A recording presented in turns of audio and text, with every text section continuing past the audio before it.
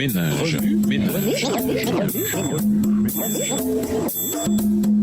Bienvenue dans votre émission Remue ménage. Nous voilà à la leçon 10 qui va du 27 février au 4 mars. Paul et la rébellion. Lorsque ce qui est périssable sera revêtu de ce qui est impérissable et que ce qui se meurt sera revêtu de ce qui est immortel, alors se réalisera cette parole de l'Écriture, la mort est supprimée, la victoire est complète. 1 Corinthiens 15, verset 54. Posez les fondations. Lisons 1 Corinthiens 12 et versets 29 à 31. 1 Corinthiens 12 et versets 29 à 31. Tous sont-ils apôtres? Tous sont-ils prophètes? Tous sont-ils docteurs? Tous ont-ils le don des miracles? Tous ont-ils le don des guérisons? Tous parlent-ils en langue? Tous interprètent-ils? Aspirez aux dons les meilleurs, et je vais encore vous montrer une voie par excellence. Je ne sais pas quoi faire. Henri lève les bras en regardant désespérément son frère John. Je sais comment le construire, mais je n'ai pas la moindre idée de ce qu'il faut faire pour trouver les angles. John se tient sur le terrain où Henri, un entrepreneur professionnel, va poser les fondations d'un dôme géodésique. Ces fondations doivent avoir 10 côtés et ne comporter aucun angle droit. Henri peut aisément couler les fondations, mais il n'a pas les connaissances mathématiques pour calculer les angles ou les diagonales correctement. Je peux te trouver les angles, propose John. Surpris, Henri se tourne vers John. Tu peux? Bien sûr, mais tu devras couler les fondations. Ça, je ne peux pas le faire. Aucun problème, s'écrie Henri, soulagé. Tout ce dont j'ai besoin, c'est qu'on m'aide à calculer les angles pour les coins et les longueurs des diagonales. Dès que j'aurai ces données, je pourrai passer à l'action. À l'aide d'une calculatrice scientifique, John commence à calculer les angles et les diagonales. Le lendemain, il rejoint Henri sur le chantier de construction et lui fournit les dimensions. Les deux frères marquent soigneusement les coins et les côtés selon les calculs de John. En marquant le dernier côté, ils constatent qu'ils arrivent exactement au premier coin marqué. Les calculs de John sont corrects. Et maintenant, nous pouvons couler le ciment, s'exclame Henri avec enthousiasme. Bientôt, le ciment est coulé, les fondations sont posées. Merci pour ton aide, John. Jamais je n'aurais pu y arriver sans toi, dit-il sincèrement. Selon Paul, l'Église est un corps, 1 Corinthiens 12. Chaque personne qui la compose possède un don spécial pour l'aider à fonctionner de façon optimale. Si tous avaient le même don ou talent, l'Église ressemblerait à un corps n'ayant qu'un membre et elle ne pourrait pas fonctionner correctement. Tout comme Henri et John ont travaillé ensemble, les enfants de Dieu doivent eux aussi travailler comme un seul corps. En unissant nos talents et nos forces pour un unique dessein, nous devenons les mains et les pieds de Dieu alors que nous prêchons l'Évangile à nos semblables et leur apprenons comment se protéger des attaques de Satan. Pour que nous puissions faire face aux grands conflits qui se déchaînent ici-bas, Dieu nous a dotés d'outils et de compétences pour former une armée dont il est le chef. Si nous demeurons enracinés en Christ, notre surfondement, nous resterons unis comme un seul corps. Conduits par Dieu, notre chef, nous infligerons une cuisante défaite au dernier ennemi, la mort. Au revoir. Et à demain si Dieu veut. Remue ménage. Remue ménage.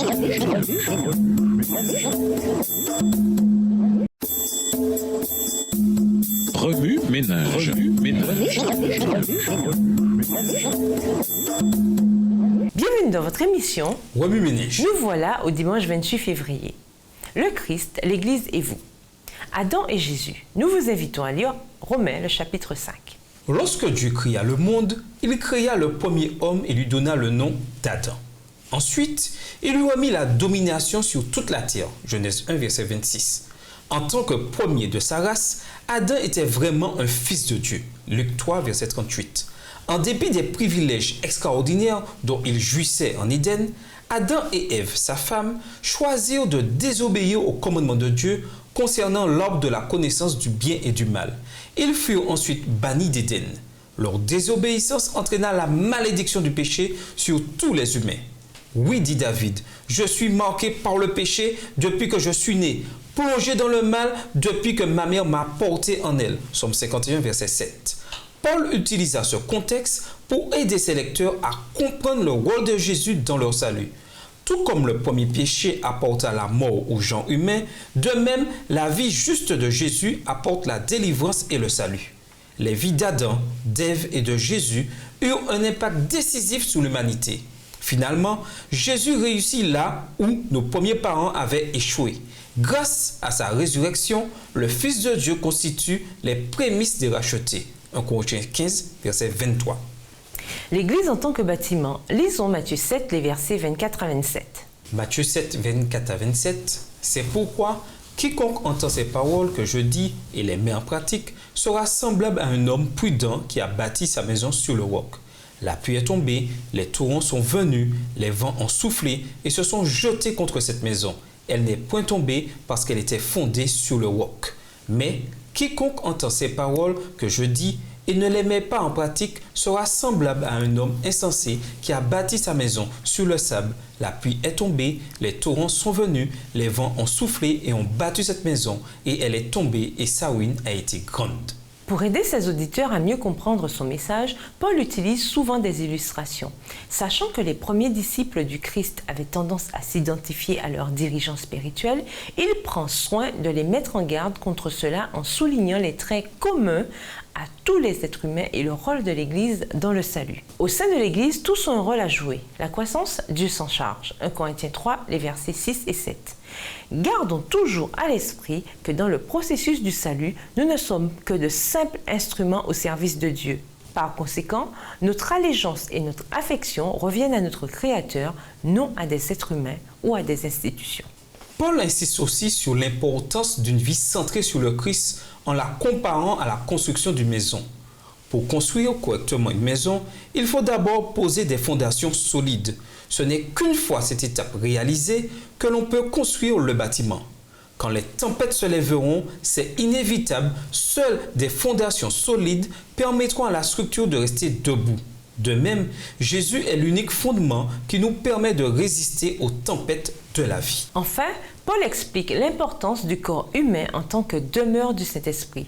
Tout comme le temple était le lieu d'habitation du Dieu Tout-Puissant, ainsi notre corps est le lieu d'habitation du Saint-Esprit. Le Saint-Esprit mérite donc notre plus grand respect. 1 Corinthiens 3, les versets 16 et 17. L'Église en tant que corps. Nous vous invitons à lire 1 Corinthiens 12. Dans 1 Corinthiens 12, Paul approfondit le sujet de l'unité et de l'organisation que Dieu désire pour son Église. La variété des dons spirituels et des talents au sein de l'Église pouvait être une source potentielle de conflits et de désunion. Conscient de cela, Paul rappelle d'abord à ses auditeurs que le Saint-Esprit est le facteur unifiant du corps de l'Église et qu'il accorde des talents et des dons spirituels à ses membres selon son bon plaisir. 1 Corinthiens 12, verset 11. L'Esprit facilite aussi la coopération au sein de l'Église. À l'instar du corps humain, l'Église se compose de nombreuses parties différentes, chacune remplissant une fonction spécifique. La force du corps réside en sa spécialisation et son unité. Cela est aussi vrai pour l'Église. 1 Corinthiens 12, versets 17 à 26. Pour accomplir les desseins de Dieu à l'égard de l'Église, les membres d'Église doivent s'unir, s'organiser par la puissance du Saint-Esprit et travailler de concert dans la reconnaissance et la célébration des dons que Dieu leur a accordés. L'armure de Dieu. Lisons Psaume 1, le verset 5.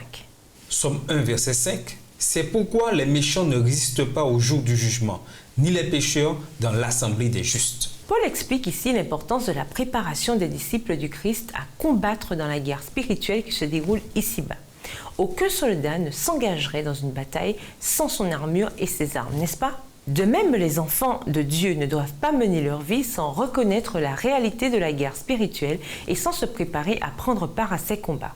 Dans Éphésiens 6, Paul souligne l'importance de la vérité, de la justice, de l'évangile, de la foi, du salut et de la parole de Dieu dans la lutte du croyant contre certaines réalités spirituelles, rappelant à ses auditeurs qu'il ne lutte pas contre la chair et le sang, mais contre la puissance des ténèbres spirituelles.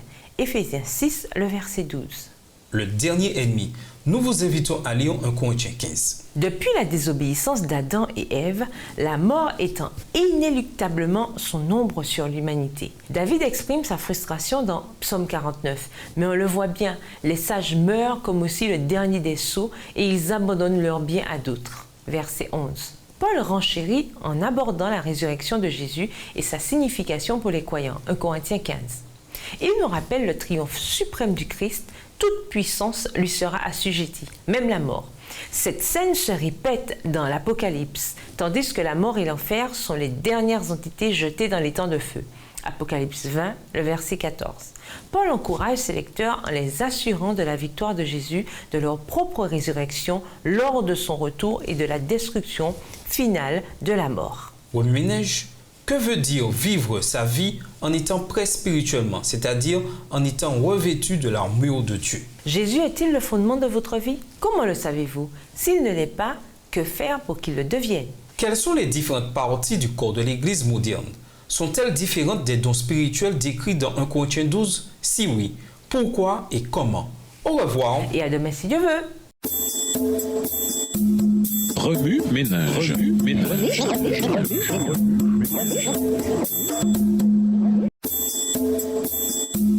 Remue-ménage. Remue-ménage. Bienvenue dans votre émission Remue-ménage. Nous voilà lundi 29 février, la rédemption, notre déclaration de mission. Lisons Colossiens 1, les versets 22 et 23. Colossiens 1, les versets 22 et 23, pour vous faire paraître devant lui saint, irrépréhensible et sans reproche, si du moins vous demeurez fondés et inébranlables dans la foi, sans vous détourner de l'espérance de l'évangile que vous avez entendu, qui a été prêché à toute créature sous le ciel et dont moi, Paul, j'ai été fait ministre. Tout vrai ministre du Christ sent une lourde responsabilité en ce qui concerne l'avancement spirituel des fidèles qui lui sont confiés. Il éprouve l'immense désir de collaborer avec eux au service de Dieu et il se rend compte que de l'accomplissement fidèle de la tâche qui lui a été assignée par le Seigneur dépend en grande partie la prospérité de l'Église. Il recherche avec ardeur et sans relâche à inspirer aux croyants le désir de gagner des âmes au Christ et se souvient que chaque nouveau membre ajouté à l'Église sera un instrument de plus pour accomplir le plan de la rédemption. Maintenant qu'il, Marc, partageait le sort du prisonnier, il comprenait mieux que jamais tout ce qu'il y a à gagner à se donner à Jésus et que se conformer au monde, c'est perdre son âme. Cette âme rachetée par le sang du Christ.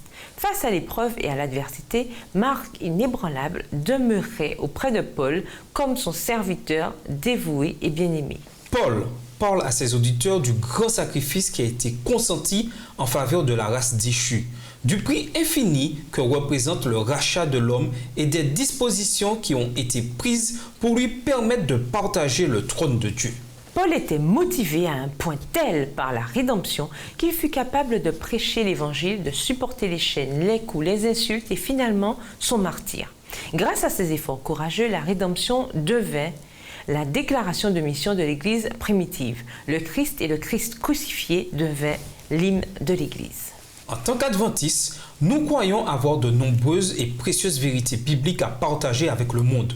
Pourquoi? Elles sont toutes liées au plan du salut. Sans ce plan, il n'y aurait ni loi, ni grâce, ni salut, ni espérance, ni justice. Alors, lorsque vous prêchez la vérité ou amenez quelqu'un devant le trône de Dieu, vous devez pouvoir répondre à la question suivante. Quelle est ma motivation? Est-ce que la rédemption constitue le fondement de ma déclaration de mission? Si oui, le Christ peut vous utiliser de 1000 manières. Divin marchand en quête de belles perles, il a discerné dans l'humanité la perle de grand prix. Il a vu la possibilité de sauver l'homme souillé et ruiné par le péché. Remue-ménage, comment vivre la rédemption au quotidien? Pourquoi est-il essentiel d'avoir une déclaration de mission personnelle concernant notre façon de vivre notre foi? Au revoir. Et à demain si Dieu veut. Remue-ménage. Remue-ménage.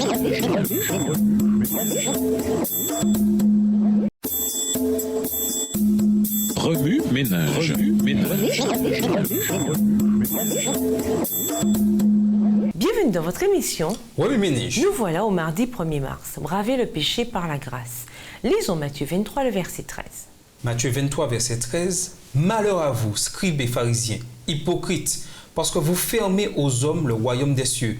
Vous n'y entrez pas vous-même et vous n'y laissez pas entrer ceux qui veulent entrer. Comme nous sommes tous nés dans le péché, Romains 5, verset 12, nous ne pouvons obtenir la victoire sur le péché qu'en naissant de nouveau. Oui, je te le déclare, c'est la vérité. Personne ne peut voir le royaume de Dieu s'il ne naît pas de nouveau. Jean 3, le verset 3. L'expression « naît de nouveau » tire son origine du grec « genao » qui signifie « naître » et de « anoten » qui signifie « d'en haut » ou d'un endroit plus élevé. Au Sinaï, Dieu donna sa loi à Moïse qui, à son tour, la donna aux Israélites. Les commandements de Dieu leur permirent de comprendre les conséquences du péché. De là, nous contemplons le cours des événements menant à la croix, de même que les grandes vérités spirituelles que nous recevons par la grâce. C'est par la grâce que nous pouvons briser les pièges et les habitudes destructrices du monde qui nous éloignent de Dieu et de la Nouvelle Jérusalem. Vous savez que lorsque vous étiez encore païen, vous étiez entraîné irrésistiblement vers les idoles muettes. 1 Corinthiens 12, verset 2. Satan s'active jour et nuit pour empêcher le peuple de Dieu d'entrer dans le royaume, exactement comme au jour de Jésus, où il agissait par le biais des scribes et des pharisiens. Malheur à vous, maîtres de la loi et pharisiens hypocrites. Vous fermez la porte du royaume des cieux devant les hommes, vous n'y entrez pas vous-même et vous ne laissez pas entrer ceux qui le désirent. Matthieu 23, le verset 13. Paul nous explique ces choses afin qu'aujourd'hui nous puissions nous aussi entrer dans le royaume de Dieu. Le péché est entré dans le monde à cause d'un seul homme, Adam, et le péché a amené la mort. Romains 5, verset 12. Dès lors, le péché et la mort se sont répandus partout dans le monde. Paul prend également soin de nous rappeler qu'en dépit de l'emprise du péché et de la mort, nous ne devons pas nous décourager. La grâce de Dieu est bien plus grande et le don qu'il a accordé gratuitement à beaucoup par un seul homme, Jésus-Christ, est bien plus important. Romains 5, verset 15. Ainsi, une provision a été faite pour affronter tous les maux découlant de la chute d'Adam, une provision aussi étendue dans son application que la ruine causée par le péché. Remue-ménage, quelles autres informations le Nouveau Testament nous donne-t-il à l'égard des tromperies de Satan et de la nouvelle naissance? Donnez quelques exemples vécus de la grâce qui remporte la victoire sur le péché. Au revoir. Et à demain si Dieu veut. Remue-ménage. Remue-ménage.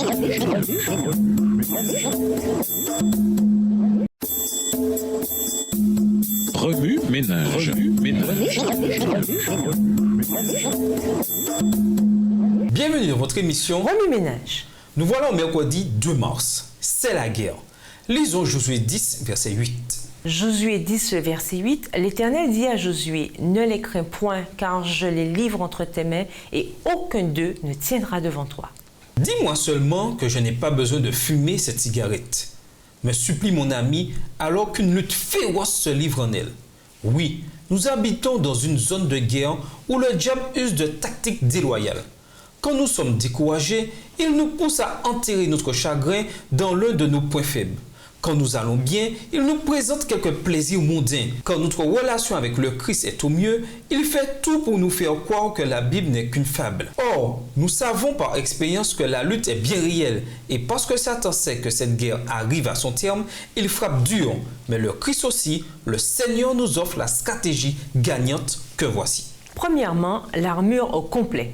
Une armure incomplète nous rend vulnérables aux balles de Satan. La ceinture de la vérité vient en premier parce qu'elle constitue la base. C'est elle qui maintient toute l'armure.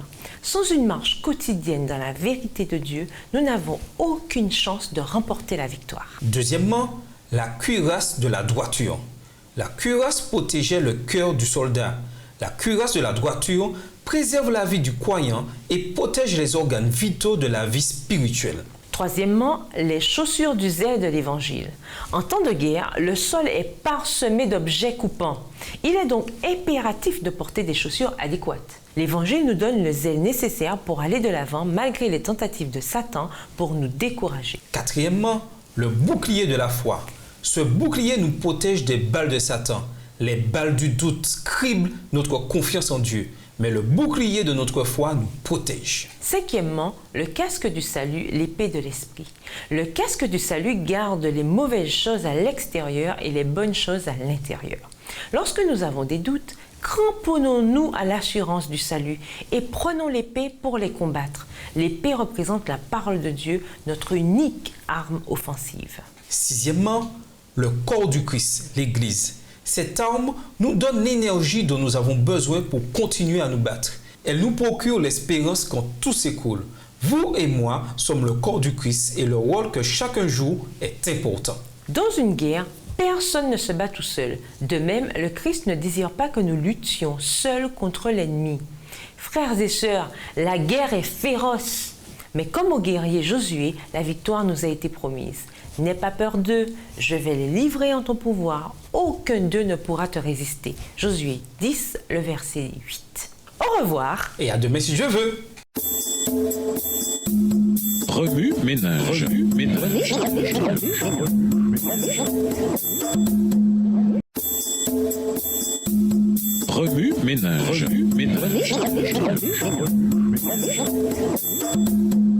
Bienvenue dans votre émission. Remue ménage. Nous voilà au jeudi 3 mars. Histoire de l'univers. Lisons Ésaïe 25, les versets 8 et 9. Ésaïe 25, les versets 8 et 9. Il anéantit la mort pour toujours. Le Seigneur, l'Éternel, essuie les larmes de tous les visages. Il fait disparaître de toute la terre l'opprobre de son peuple. Car l'Éternel a parlé. En ce jour, l'on dira, voici c'est notre Dieu, en qui nous avons confiance, et c'est lui qui nous sauve. C'est l'Éternel en qui nous avons confiance. Soyons dans l'allégresse et réjouissons-nous de son salut. Je suis étudiante à l'université et j'ai 22 ans. C'est dire que j'ai encore beaucoup à apprendre sur la vie. Je ne travaille pas encore à plein temps. Je ne paie pas encore mes factures toute seule. Je n'ai pas fait l'expérience du deuil. Je ne comprends pas encore le bonheur et les tourments du mariage. Je ne sais pas ce que c'est que vivre en temps de guerre, dans l'extrême pauvreté ou dans une culture où mon ethnie et ma langue sont minoritaires. Je ne suis encore qu'une petite fille dans l'immense jungle qu'est notre univers. Cependant, l'expérience que j'ai acquise a une grande valeur. J'ai aimé et j'ai été aimé. J'ai menti et on m'a menti. J'ai échoué et j'ai réussi. J'ai eu besoin du pardon et je l'ai reçu. J'ai senti la main de Dieu, entendu les murmures de l'esprit, mais j'ai totalement ignoré leur incitation. Je me suis rebellé et je vais sûrement me rebeller encore. J'ai été racheté et je continuerai à faire l'expérience de la rédemption jour après jour. Le poème suivant m'a frappé parce que l'histoire de son auteur est aussi la mienne. Après des années, je suis revenu dans la chambre haute. Après les océans, les ombres et les mensonges, après les pertes et l'indécision, après les quêtes, les erreurs et l'oubli, après m'être tourné en pensant ne trouver que ceux que je connais, Finalement, je t'ai vu, là, assis, vêtu de blanc, toi qui m'attendaient déjà, toi dont j'avais entendu parler depuis le commencement, toi à qui j'avais ouvert la porte plus d'une fois, croyant que tu n'étais pas loin. nous avons tous des histoires à raconter au sujet de notre propre insurrection et résurrection. Ces histoires, nous en avons tout autant besoin que d'eau pure et de soleil. L'humanité prospère lorsqu'elle vit en communauté et en harmonie, mais elle meurt dans la division. En ce qui me concerne, peu importe la façon dont ma vie se déroulera, je sais qu'elle se terminera non pas par la rébellion, mais par la rédemption. Puisse votre histoire également se terminer ainsi.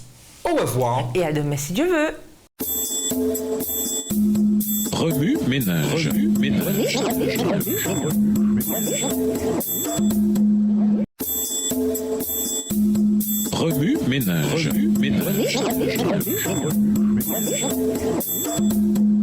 Bienvenue dans votre émission. Remue ménage. Nous voilà au vendredi 4 mars. L'Église, c'est...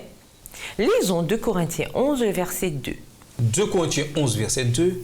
Car je suis jaloux de vous d'une jalousie de Dieu, parce que je vous ai fiancé à un seul époux pour vous présenter à Christ comme une vierge pure.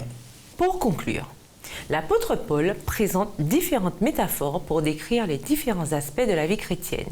Toutes ces métaphores sont construites sur le fondement de la victoire du Christ en notre faveur. Par Jésus, nous sommes sauvés du péché et des conséquences de la rébellion d'Adam. Étant rachetés, nous pouvons travailler ensemble en tant que corps du Christ. Jésus nous fournit une armure spirituelle. Sa résurrection nous garantit la victoire sur la mort. Il nous invite d'abord à assimiler les bienfaits de la rédemption et à en faire l'expérience, puis à partager la bonne nouvelle de sa mission rédemptrice. Qu'offre aux idées? Étudiez l'une des parties ou l'un des systèmes du corps, par exemple le pied ou le système nerveux. Utilisez ce que vous avez découvert pour approfondir la métaphore du corps du Christ. De quelle manière les différents rôles ou dons ressemblent-ils aux différentes parties du corps? Faites un dessin ou une affiche montrant comment chaque secteur de votre vie est bâti sur le fondement et l'œuvre rédemptrice de Jésus. Faites un brainstorming pour définir les attitudes qui peuvent provoquer des tensions ou des divisions au sein du corps du Christ.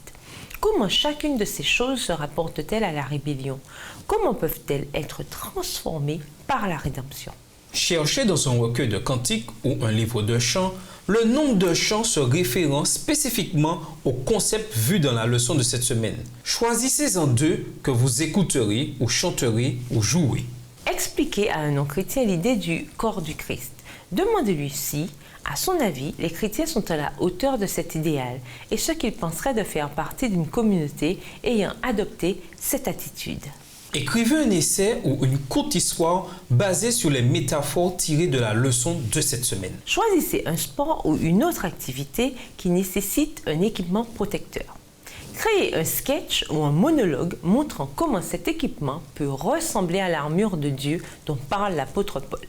Pour aller plus loin, nous vous invitons à lire Psaume 84, verset 12, 2 Corinthiens 12, verset 10, Éphésiens 2, les versets 8 et 9, et dans le livre Conquérant Pacifique au chapitre 30, vers un idéal plus élevé, aux pages 275 à 286, écrit par Ellen G. White. Au revoir. et à demain si Dieu veut.